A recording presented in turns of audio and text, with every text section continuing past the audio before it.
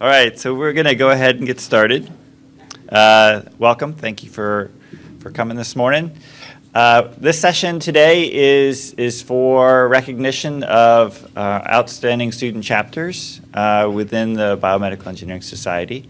And it happens as a result of students within our membership taking the initiative, providing leadership, and getting stuff done on their campuses. For the most part, on their own initiative and with their own resources. We have now over 130 student chapters officially recognized by the Society. That's up 15 new chapters this year. And that's great. If you were at the business session yesterday, we do realize that there will be a cap at some point. We only have a certain number of schools with biomedical engineering programs, so we will reach maximum at some point, and that's great. We haven't reached it yet, so we're still on an uphill trajectory. And so we're still trying to encourage new chapters to form, and hopefully presentations like this will give people either the enthusiasm to carry forth or completely discourage them altogether and have them quit. But it's we're hoping for the first of that. The chapters are recognized in 4 different categories currently, and we have a new one that we've put on the books. There's outstanding and commendable student chapters, basically first and second of a sort. There's mentoring programs, and then there's outreach programs. And we do realize that a lot of the things that are presented by these chapters are just outstanding, wonderful achievements at their regional levels, and they are best practices, as you were, but they're also just, wow, I can't ever believe that I'm ever going to be able to do that. And we recognize that, and we hope that you take bits and pieces from what you see during these presentations, but also that it encourages you to activate both your students at your institution, but also your chairs and your departments and your graduate students and everyone around, including the community. So there are lots of ways that you can chip away at this. We're working to establish recognition in terms of new chapter awards. We're bringing online a Sustained Excellence Award. Basically, if you've been up here on the podium for a number of years, you're doing things great, and we want to recognize that if you submit an Outstanding Student Chapter Development Report for more than 5 years in a row, then clearly you've got everything ducks in a row. And so we want to recognize that as well. So those will be coming online. The student chapters, the Student Affairs Committee is the committee at BMES that manages the student chapters and ensures that the voice of the student is heard in the chapter. There are places on the board, on the committee for students. So if you find yourself being an advocate for not only your chapter, but also for the membership as well, we encourage you to reach out to BMES and say, hey, I'd like to be on the Student Affairs Committee, give more of a voice to the student. We meet once a month, once every 2 months via Skype, and then we have particular tasks that we take care of on a rolling basis. Some of those things that are opportunities for students include, we do have funding through BMES for development activities at the local level, and you have to apply for those, and they get reviewed, and usually within a day or two we can get you some additional funds for funding activities such as regional conferences or some development workshops or industry days, anything that has a particularly larger than just students getting together and having pizza kind of thing. We have a great interest in knowing what's going on at the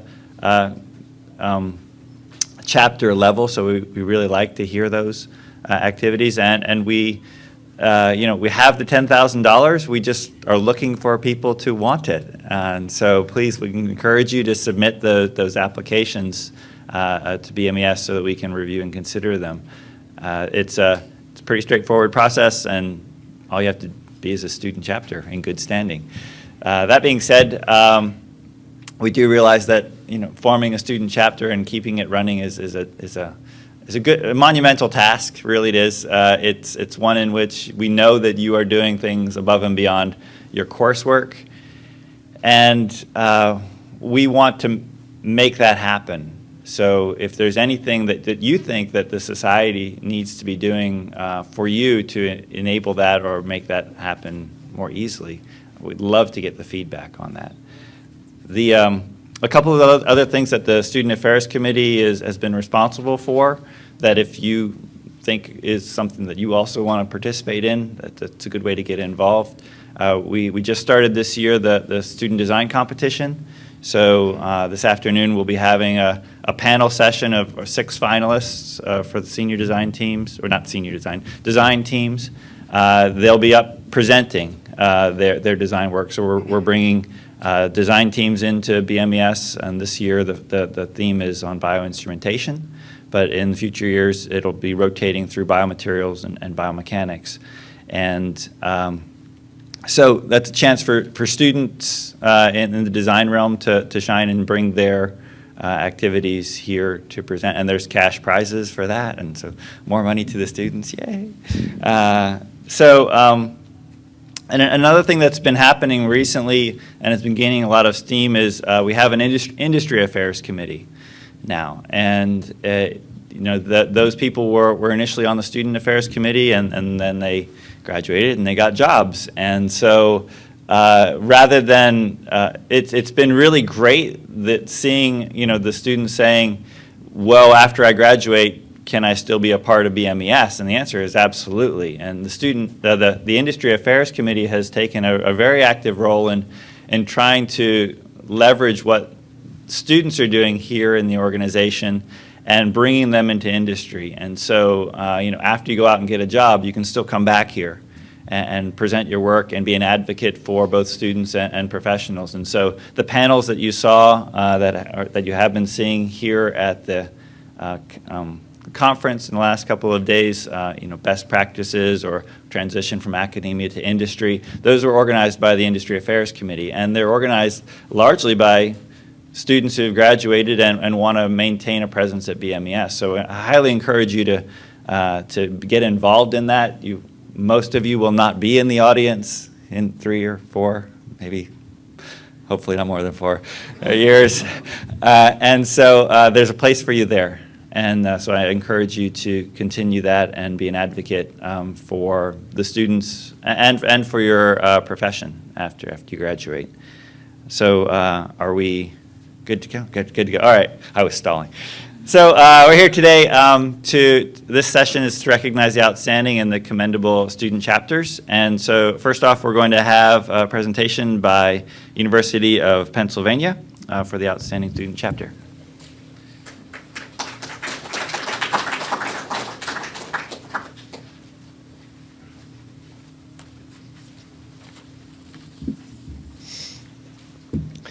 Well, good morning, everybody. My name is Ben Friedman, and this is Kush Smetha Adam Pardes and Sishmitha Yarabuthvala, and we're delighted to be here today to represent our chapter from the University of Pennsylvania.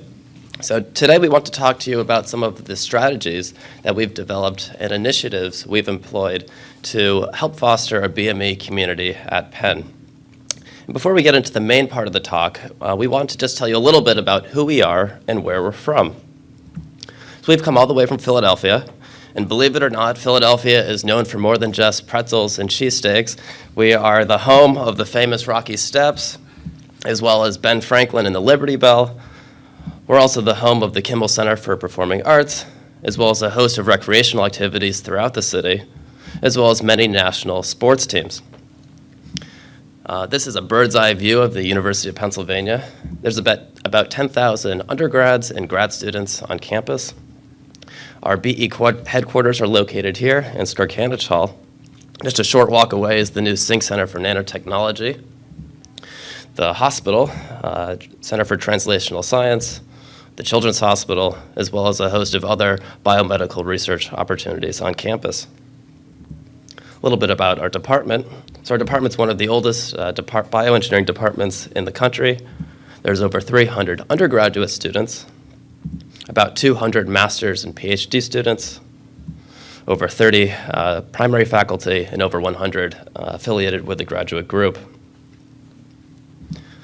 So our chapter of the BMES, our mission is to promote and foster several opportunities, activities, and programs among bioengineering students, including academic, professional, and career development, broader impacts, and extracurricular, social, and community building activities. Our chapter is unique in that it's composed of both graduate and undergraduate students. We collaborate with several other groups on campus and in the area, as well as other BMES chapters. And we were the recipients of the 2014 BMES Outstanding Outreach Program Award, where we discussed many of our outreach initiatives, including activities where we brought now over 120 students to Penn over the past couple of years for a day of interactive science demos and science learning. For more on this event, we encourage you to check out a video of our talk from last year on YouTube. This past year, we were also privileged to give a talk at the first ever Northeast chapter, BMES chapter regional meetup in New York City.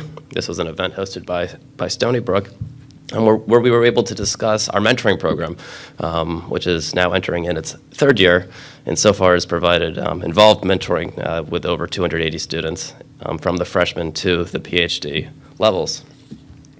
So hopefully this kind of sets the stage for a little bit about who we are and where we're from. The rest of the talk will focus on some of our key initiatives, overcoming challenges, and then provide some examples of events. So one of our big initiatives in the past couple of years has been to increase faculty-student interaction. And there's many challenges that can be associated with bridging faculty-student interaction. Students and faculty are both very busy. At times to hold events can be challenging. And when you do hold events, you're going to want to make sure that the time is optimized for both groups. Of course, once you hold an event, you're going to want to fill the seats in your auditorium or a conference room, wherever you're holding that event. And once people are in the event, you're going to want to make sure that the event is exciting, important, intriguing to them so that they pay attention. So to overcome some of these challenges, we have a little bit of advice. We encourage you to plan events in advance, more than just a day or two, but a week or 2 weeks or multiple weeks, so that you can get it on the calendars for everybody. Food can be a big attraction to encourage people to come to events. If you're planning seminars, it can be good to think about having broad topics to build that base of students, rather than focusing on only specific topics, as many of us are interested in very broad areas of BME. It can be great to provide talking points to faculty that you're inviting to focus the discussion that you might be having, as well as to really optimize the time that you have spent together. If your event is involving multiple faculty, it can be very useful to pair faculty together with different backgrounds to provide for a more intriguing discussion. And then finally, that most of these meetings are most effective when you are encouraging a discussion environment rather than just a lecture. So in terms of examples of some of these, to try to execute some of these events, so we hold a seminar series that features faculty to discussing various topics in professional development. So these include things like the grant writing process, or how to give a great elevator speech, or other ways to enhance one's professional career. We have an annual bioengineering open house hosted at our department chair's home each year. We have a holiday party that involves our faculty and students, and then we also have a bioengineering symposium that involves faculty and students, which Adam will talk about in a moment. We've also involved our faculty in our bioengineering mentoring program to provide talks and insight into mentoring, as well as in our outreach activities. So in summary, we encourage you to plan events in advance and advertise those events. Identify topics that are interesting to your group. Recruit faculty with different perspectives. Provide them talking points to optimize the experience that you have. And these events can range. They can range from seminars, social events, research events, mentoring events, and outreach events. So next, I'm going to discuss our initiative to develop a strong research community at Penn. So the main goal of this initiative is really to develop and foster a strong sense of pride and community across the entire bioengineering department, while also facilitating faculty-student interaction, like Ben just discussed, as well as helping students to develop strong presentation skills. So unsurprisingly, the biggest challenges for these types of events are, one, getting students involved, and two, getting faculty engaged as well. So I'll provide some concrete advice for overcoming these potential challenges, sort of in general first, and then more specifically in the context of one of our flagship events. So the first piece of advice is similar to what Ben just discussed. Planning events far in advance is really important so that both students and faculty can block off time in their busy schedules and make attending your event a priority. Next is what I'll call the trickle-down strategy. So starting with your department chair and getting them really excited about the events going on that you're organizing. We're lucky to have our department chair here today because the idea is if they're excited, they'll be more willing to talk to the rest of the faculty and get them excited. And if those faculty start attending, the students who have those professors in class or work in their labs will also be more interested in attending. Next, thinking about informal presentations. So TED-style talks we found are really good because they're a little less technical. They're easier for people to follow if they're they have a slightly different background. They increase engagement. And lastly, like Ben mentioned again, food does tend to increase attendance. So next I'm going to talk about our graduate research symposium, which is an event that we've hosted each of the last 4 years, and we found it to be really successful. It's an annual half-day symposium that is funded by our department, but completely organized by the students in our chapter. So we start with a poster session that features work from 20 to 30 graduate students, as well as a light lunch to keep everyone happy.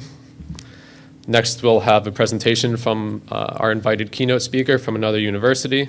And more recently, we've aimed to have the focus of this talk be less technical, more along the lines of something like career development or just navigating the scientific research experience in general. Following the keynote, we'll have short presentations from either faculty or students. To keep things fresh and interesting, we've actually alternated how we've done this last few years. So we started with faculty debates on different bioengineering topics.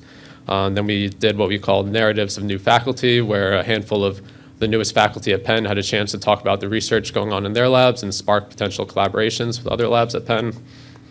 And lastly, student talks, where senior graduate students have a chance to talk about the research going on in their labs in a short but engaging manner. And finally, we conclude with a reception and announcement of winners from the poster session earlier in the day.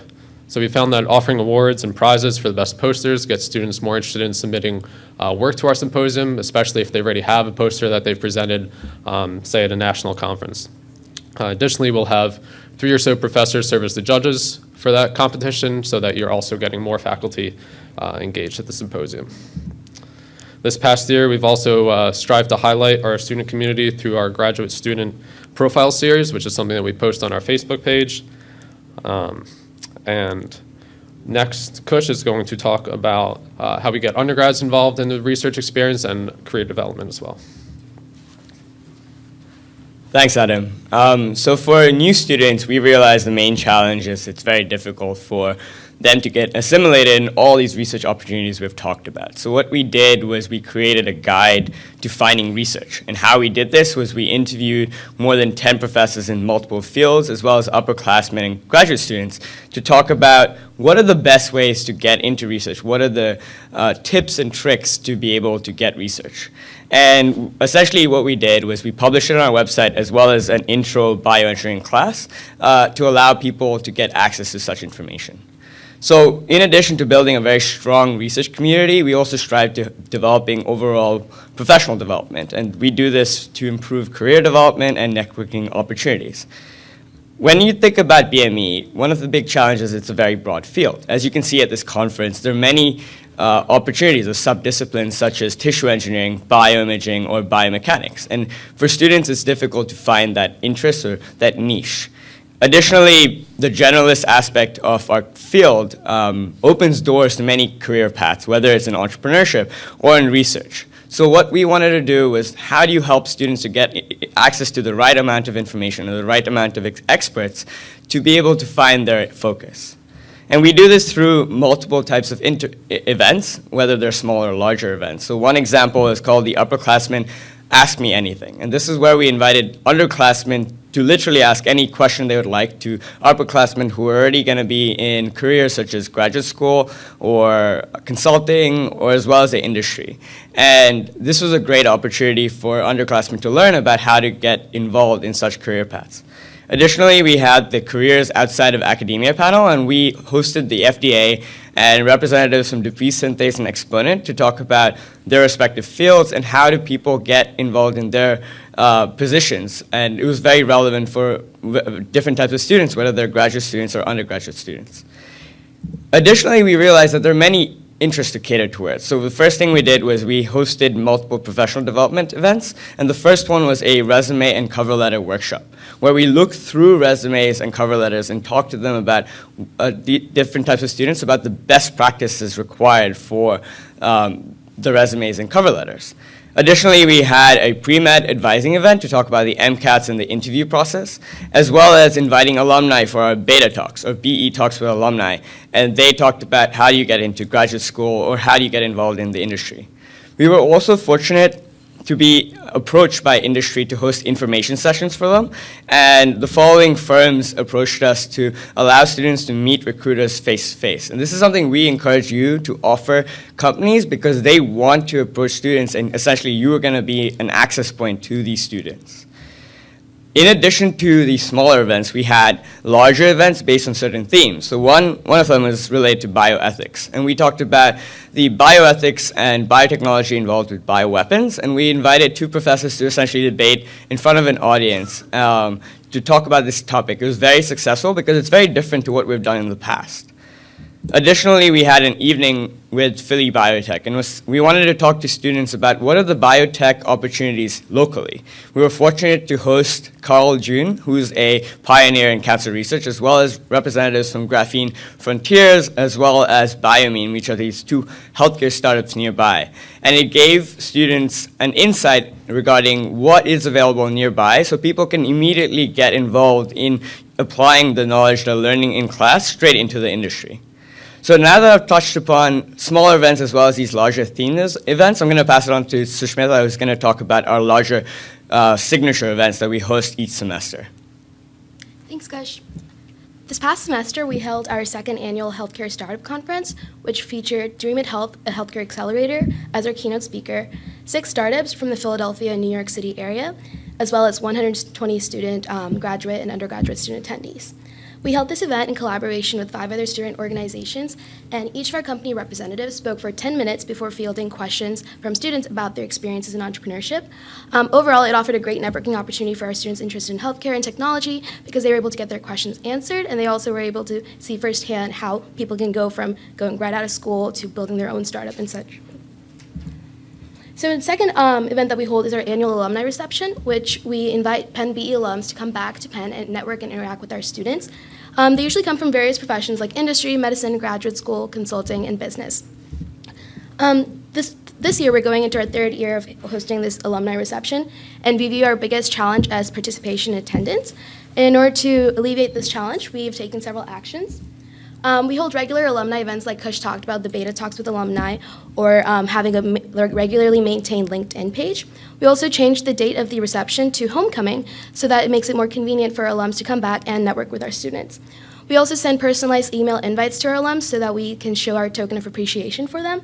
And overall, this networking opportunity is very successful with our undergraduate students. And we're actually looking forward to expanding it to our graduate students this year. Moving forward,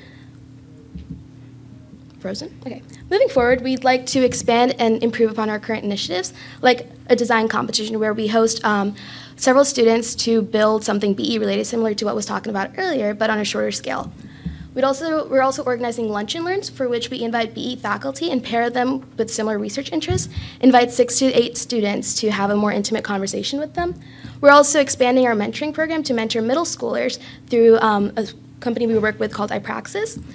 And we're also looking forward to meeting other chapters by continuing our Northeast chapter meeting. This year, we're looking towards co-hosting a conference with Stony Brook and Columbia. For our advice for other chapters overall is to think big and start small. Plan events early, make sure you have high goals, make sure your meetings are effective, and make sure you communicate effectively. And definitely make events very inviting. Be transparent, communicate effectively, and finally, award credit where credit is due. We'd like to thank our undergraduate and graduate student boards, especially our members who are here today. Say hi. So thank you guys for making everything possible. We'd also like to thank the Penn Department of Bioengineering, specifically Dr. Winkelstein, Dr. Meany, Dr. Burdick, Jen Gillard, Jeannie Marks, Kathy Bennett, and Yolanda Washington. And we'd also like to thank the National Biomedical Engineering Society for making all of this possible. So please feel free to ask us any questions.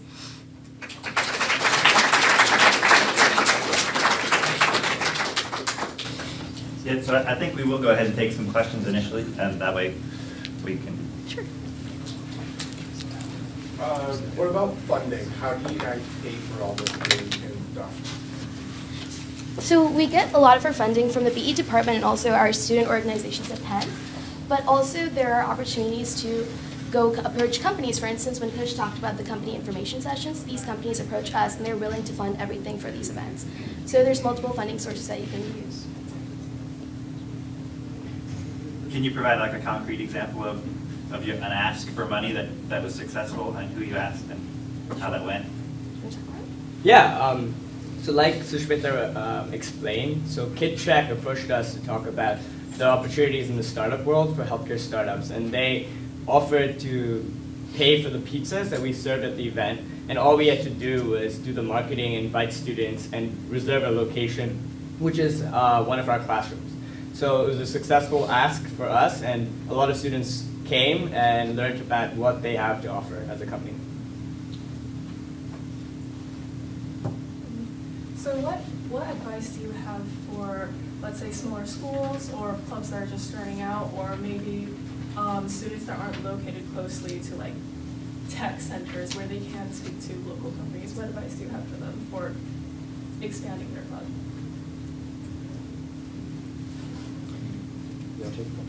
Okay. So we think that it's obviously difficult for some chapters to reach tech hubs, especially when you're far away. Proximity is far away to get representatives on board.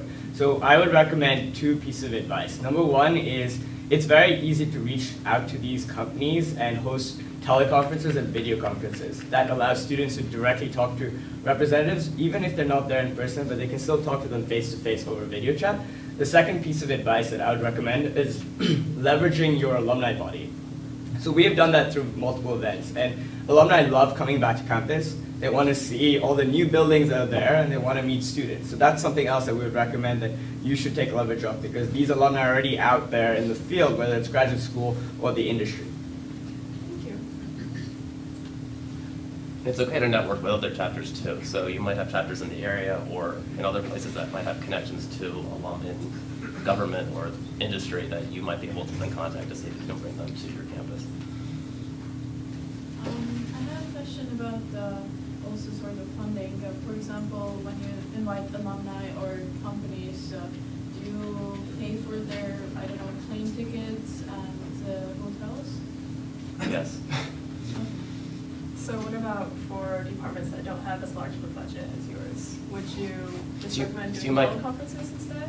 Has that been It depends what the goal of the event is and what you think would be the most effective for the group. So there are opportunities even within the BMES for funding, and as student chapters, you can apply for funding if you're thinking about holding that type of event. But it depends how far people are coming from. Sometimes it's very convenient to find other folks even on campus. You don't necessarily need to go completely external to campus. There's usually some sort of a faculty member that has experience in business if you're interested in business, or other career aspects that they can share locally with them too. Cool, thank you. Yep. Looks like you have a lot of great events going on. Thanks for the talk. And I'm assuming that it requires a lot of student volunteers to make all these happen. I was wondering if you had any tips or tricks for recruiting and motivating student volunteers. That's a great question. So one thing that's very important is giving people notice. So people have busy schedules, they're involved with other clubs. So asking them at the last minute, can you volunteer or spend a few hours helping out with this outreach event may not be the best thing. For many of the bigger events, we start publicizing them months in advance, save the date sort of thing. for our outreach events, we will start recruiting volunteers. We require about 50 volunteers for our big outreach event in January. The event has started being planned already this year. Volunteers will be recruited in about a month or so. For mentoring, we have students fill out a form online, and one of the check boxes that they will check if they are interested in being part of the mentoring program is understanding that it's a 1-year commitment or an academic year commitment. So setting the expectations up front can be very important for many of these things, but really giving people notice. And then also emphasizing the benefits that they can get professionally, show how they can make a broader impact on their community, improve other students, share their knowledge that they've gained over the years with others, can be a nice way to attend or to make events well attended and to recruit them for participating. One more question. Do you mind expanding on some of the activities you guys have as a part of your mentoring program, what you have mentors and mentees do together? Sure. So we have a nice presentation that we gave in the spring in New York City. So we're happy to share that with you afterwards for the full breakdown. So the events range from career and professional development. We've had research talks where we've invited graduate students, undergrads to give talks over lunch about their research. We have social events over donuts and coffee and tea. We've had other events that we've invited guest speakers. So we had a guest speaker.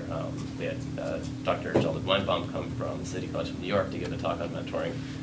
We have other faculty as well give talks on mentoring to the group, as well as graduate students. Discussions on things that the top 10 things that they wish they knew in undergrad. Some examples. Well, thank you very much again.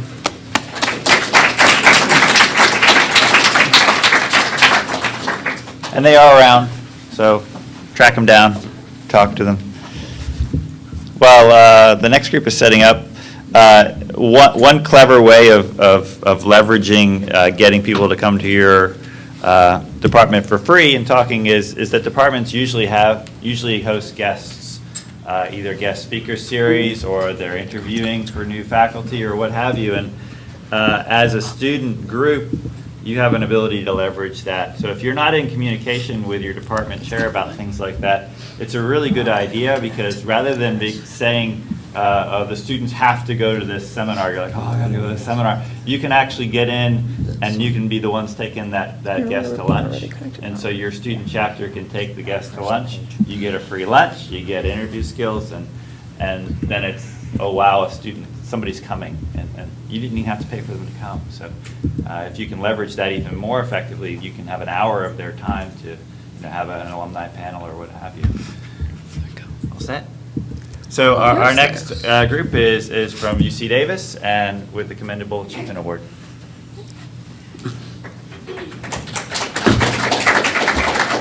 Good morning. Let me just get this working.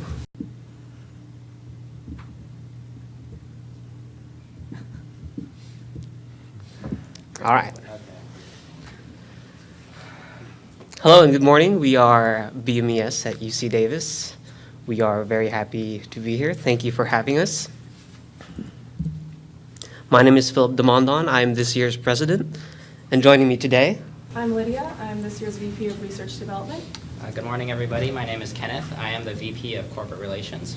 Hi, everyone. My name is Matthew Ho, and I'm the Internal Affairs Officer. we are honored to be this year's winner of the 2015 Commendable Achievement Award and a Commitment to Excellence Award. We'd like to give special thanks to Dr. John Desjardins, who recognized our hard work, and basically his recommendation gave us the award. No. So I'd like to begin by stating what our mission is. Our mission is to be an accessible resource for Davis undergraduates with the purpose of creating a well-prepared and well-rounded engineering student. We're very thankful that our efforts have been recognized. These are some of the past awards we won from BMES. And we're very lucky to have such a strong presence in our campus. This last year, we had 183 undergraduate members out of the 421 BME students. That's about 43%. And this year, the quarter has barely started. We're almost hitting the 200 mark. And interestingly enough, we're seeing an increased interest from non-BME majors. specifically electrical engineering, chemical engineering, and just like NPB. It's really mind-boggling, and we love it. So today we'd like to present to you. There's a lot to cover, but we'd like to show you what we have going on, current and successful programs, and what we're thinking of implementing this year and the years to come. So Matt, why don't you start us off? All right, thank you, Phil. Hi, everyone. So one of our more successful programs is our mentor-mentee program, for which we won the Outstanding Mentoring Award at last year's conference. So this is how our program works. We pair lowerclassmen with upperclassmen and upperclassmen with graduate students or industry members. We take a look at their interests, their hobbies, their long-term goals, favorite color, perfect Sunday. I'm just kidding. But we do try to look at a survey to make the most appropriate pairs. Once everyone is paired up, we provide a platform to promote interactions between the mentors and their mentees. And we do this through a series of weekly tasks sent via email, as well as social events that the pairs can attend together, get to know each other, and bond. So throughout the year, the mentees receive guidance, and they learn how to be more proactive in seeking help. And in turn, the mentors get to pass on their knowledge and become role models for the new generation. So who doesn't love a good boost to the ego, right? So as a result of our program, throughout the year, we see our members become more and more involved in the club. We see increased participation in all our events as mentors encourage their mentees to come out. And the other way around as well. The young ones drag the old dogs out. And we also see an increase in natural interactions between upperclassmen and lowerclassmen. So since the start of our program, we've seen the gap between upper and lowerclassmen, that social gap becoming bridged slowly but surely.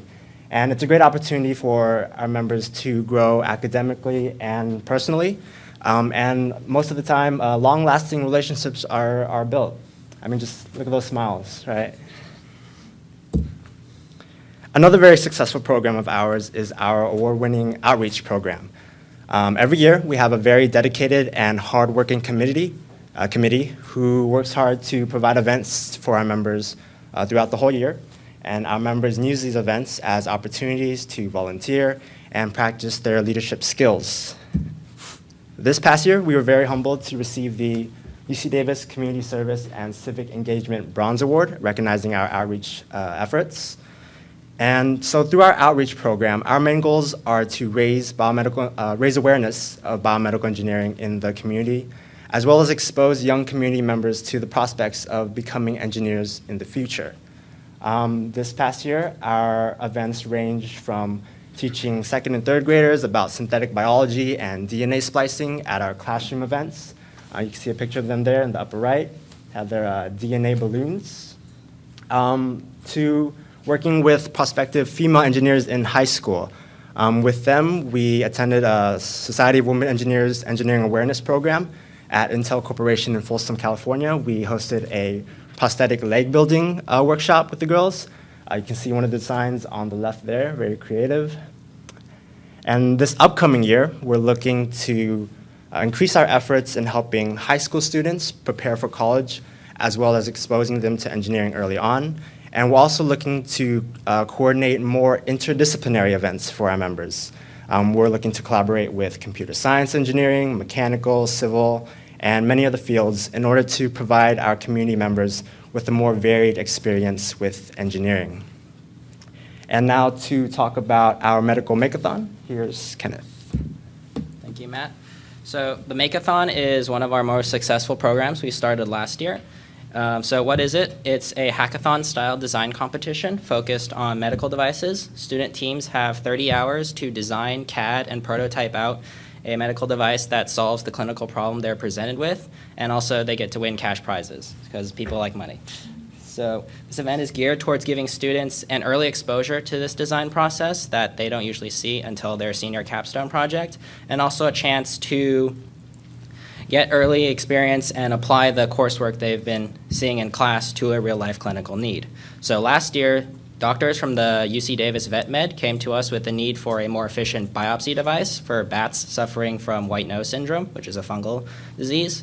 And you might think, oh, wow, this is a really big problem. But don't worry, we're not sending our teams out alone. We invited industry mentors as well from companies to help guide them through the design process as they turn their ideas into reality. And we also give them access to a team lab, which is translating engineering advances to medicine. It's a state-of-the-art prototyping facility. You see a nice panoramic here. It's armed with 3D printers. They have both laser milling. They have PCB boards, machine shop with CNC capability, everything they need to turn their prototype into an actual device. As you see on the left, the 4 there were the teams that were able to go to the prototyping stage. And our clients leveraged the best features out of all of those to create the device you see on the right, which is now actually being used in the field to sample for bats. So huge success and recognition and attention for everybody involved. So last year, officers presented our Makeathon at the Engineering Design Showcase. Usually it's reserved for senior design projects, but we got to go. There's also tangible results for our participants as well and our collaborators. The team lab saw an increase in both interest in what they do and also business as well. And participants reported that they got interviews for internships because they participated. Companies saw what they could do. So we hope the Makeathon is the start of a self-sustaining program that allows engineers to hone their skills, work as a team, get practice on doing the things they love. And we hope it becomes an important cornerstone in the BME community in Davis and beyond. This is now an annual event, and we're getting major interest already from companies and other chapters as well. So now that we talked about sort of what we've done last year, let's move on to the road ahead and what we plan to do this year. So first off, we want to further build up our contact network, expand the corporate portfolio, and we're going to leverage this in a couple of ways. First off, with an increased contact with our alumni that are already in industry. Easiest way to get in the door of a company is if you know somebody on the inside. So we want to use this common experience we share and to help get these valuable insider contacts. We also want more member involvement in our networking. Originally, it fell mostly on the officers, but we hope to get more members involved, and so both of us benefit. They get more networking experience, and we have a wider spectrum of companies that we can talk to, we have relationships with. We also want to target companies new to the biomedical field. Healthcare is the new hot topic these days. So everybody from Flextronics, as you see here, are members touring their Milpitas facility. They now start making medical devices in addition to their electronics, to companies like Google that are going into biotech, or Apple that are starting wearable technologies. These new relationships, we can also want to get corporate sponsorships, both funding for our Makeathon and also to allow us to give back more to our members. The more money we have, the more we can give back to them. Secondly, we want to expand professional development for our members. An engineer is defined by the tools they get to work with in their toolbox, and so we want to give them all the tools they need in order to succeed. This means expanding opportunities for members to engage with industry professionals, whether it be through events like resume workshops, as you see on the left, or mock interviews, or even hands-on activities and visits like you see on the right. Those are members visiting a hospital, and they're getting to see and train with Intuitive Surgical's Da Vinci surgical robot system. That's them playing around with it. So these hands-on activities we found are more successful in getting members excited, passionate about what they want to do, so we want more of those. And we also want them to be more involved in entrepreneurship, which Philip will talk about. Thank you, Kenneth. Let's talk about the entrepreneurial engineer. This is a personal passion of mine, so I'm going to geek out a bit. One of the more dangerous tools you can give an engineer are entrepreneurial skills. Why is that? Because not only do they know how to solve problems, they know how to capitalize on it. And that's a force to be reckoned with. So what we're doing this year is we want our members to start thinking of themselves as an entrepreneurial engineer as early as possible. And through 2 collaborations that we're implementing this year, we hope to meet our goal of advocating an entrepreneurial mindset for our members. The first collaboration Collaboration with UC Davis's Engineering Student Startup Center. The ESSC, they provide training, they certify you to use prototyping materials and software. So for example, CNC machine, 3D printing, learn how to have an intermediate level of SolidWorks or any computer-aided design software. They host workshops, they have guest talks, lectures, and they actually have an entrepreneurial class, which is part of the UC Davis curriculum. And what we do is we push our members like, hey, this is happening, join them. We include in our weekly emails, etc. And we're going to be hosting a lot of events that use their space. And we'll be rewarding our members by whenever they get certain certifications or they show us that they've logged hours in this space. The second collaboration that we'd like to do is with the UC Davis Graduate School of Management. So first of all, they offer something called the Technology Management Minor. It's a way to complement engineering studies with business and management classes. This is something that's only open to engineering students and students of physical and biological sciences. So it's very technical, and they focus a lot on how to manage businesses and et cetera in those industries. Another thing they do is they host something called the Big Bang Competition. This is a year-long competition. It forms a lot of teams from various majors and various levels of academia. And what you get to do is you get to test and develop business ideas from the brainstorming part all the way to actually having the product and selling it. And if you win, you get $10,000. That's really cool. So what we do is we push, again, all our members. We help them prepare. We're going to be hosting a lot of events that have workshops. We have startup info sessions. We're going to have a lot of guest speakers from the local startup scene. And we're really going to cater this program so that by the time they graduate, they'll realize, okay, I have something to do with my ideas. I'm not just going to put it and keep it in the black book. They can do something about it. So all in all, we're really, really excited with these collaborations. So far, so good. But now to talk about our research opportunities for our students, here's Lydia. Right, thank you. All right, so with research development, we also want to continue the spirit of exploration. Our main focus is providing enough resources for students to consider and pursue higher education. Some of our more successful, actually extremely successful events have been the annual research symposium. Grad students and undergraduate students have a platform to share their current projects. We also have department lab tours where students can see how a real lab actually functions. They can speak to the professors, the graduate students, and they can also consider where they might fit into one. And lastly, we'd have non-academic socials with BESA. BESA is our undergraduate branch. It's the Biomedical Engineering Student Associate, did I say undergraduate? Graduate program, sorry. And so these have been incredibly popular. It gives a very great casual setting for students to mingle, hang out with each other, and just be with others who share their interests and passions, also at different levels. So building upon that momentum, we present to you a 4-step game plan. First, we plan on collecting information and contacts from this conference. With that, we invite recruiters and alumni to campus. They are able to extend their reach, and we, in turn, are able to show our members exactly what else is out there. This is based off a really great previous experience. Texas A&M came to our campus and gave an info session. That year, they saw a huge surge of students from UC Davis applying to their programs. And we're hoping to replicate this with other institutions all over the nation, maybe the world.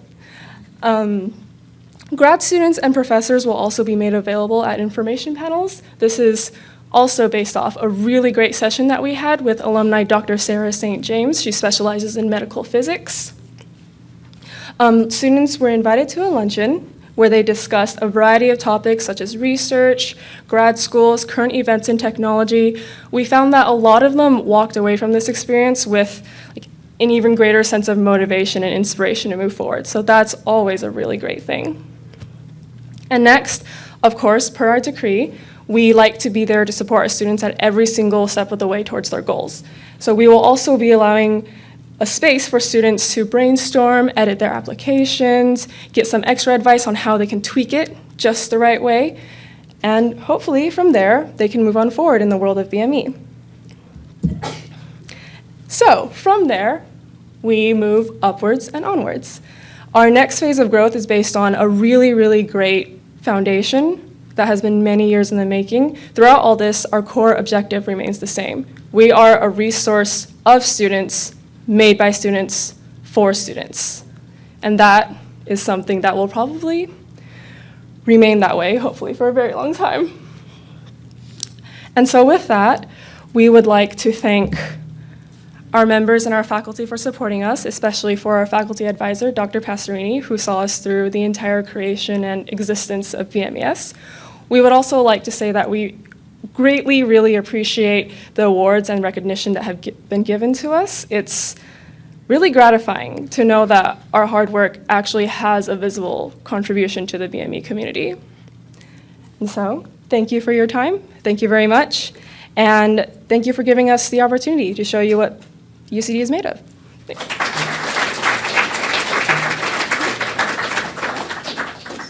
So we'll take any questions. We can, I guess, get started on the funding question. Well, you kind of you have to be very resourceful. You'd be surprised to find out what local shops and whatnot are willing to give students for free. For example, we go to our Safeway and say, hey, we're hosting an event. Can you guys give us a discount? And like, oh, here, have all of these extra stuff. So food's taken care of. Now you have to think, what will your department give you, or what would the College of Engineering give you? As long as you keep in constant communication and you show them results from the last time they helped you, they'll be more willing to help you out. And you can always, what I would suggest is you always ask other clubs, other engineering clubs, because you want to use their contacts, maybe use their funding sources if they'll let you. But in honesty, just be well connected, create connections with people. You know, don't just keep it super strict. Have something that you guys can talk about, make some common ground so that when you guys see each other again, you know, it's like, hey, I like working with that person. Let me help them out because I know they're doing something good. Other questions? Yes, please. How do you engage your mentors and mentees in your mentoring program? Okay, so initially we send out weekly emails like, hey, this is the task for the day, which is go to this event together. Send us a picture of yourself and your mentee and whatnot. And then right now we're trying to implement a point system where if they show us that they're very active with their mentor or mentee pair, well, they're gonna win this special prize at the end of the quarter, which we haven't revealed to them yet, but, well, I don't think they're here, but we're like giving them a tandem bicycle where they can roll around town together. We also tell them like, hey, you know, you don't have to keep it like purely academic. There's this really cool event going on in Davis because we also want to like shape our mentor-mentee program to have this unique feel of I'm in UC Davis. So we show them like, hey, the farmers market's happening here. There's this really cool local concert happening here. Go to it with your mentor/mentee, and they actually go and do it, and we see pictures of them in social media. So you want to engage them as much as you can. Find all the avenues. Yeah, along with the weekly tasks, we also provide sets of questions that the mentees can ask the mentors, and vice versa as well. Mentors can check up on the mentees, ask them how they're doing in school, if they have any questions with scheduling and things like that, to encourage discussion and interactions. Gentleman in the pink shirt. So, what do you guys think is the most important thing in event planning? So you guys have really great events, so what's the most important thing about planning an event? Most important thing? Well, it's kind of there isn't just one thing. Like you saw in the presentation by UPenn, you have to plan in advance because you don't want last-minute preparations because your attendance will hurt. You want to make sure that you have the logistics taken care of before you even try and reserve the room so that when you propose it to your students, they'll be more willing to like, okay, I know what's happening. Maybe you can share with us the structure of the club, like how often do you meet, how does it go, how do you go about doing those things so that you can prepare for those events? Okay.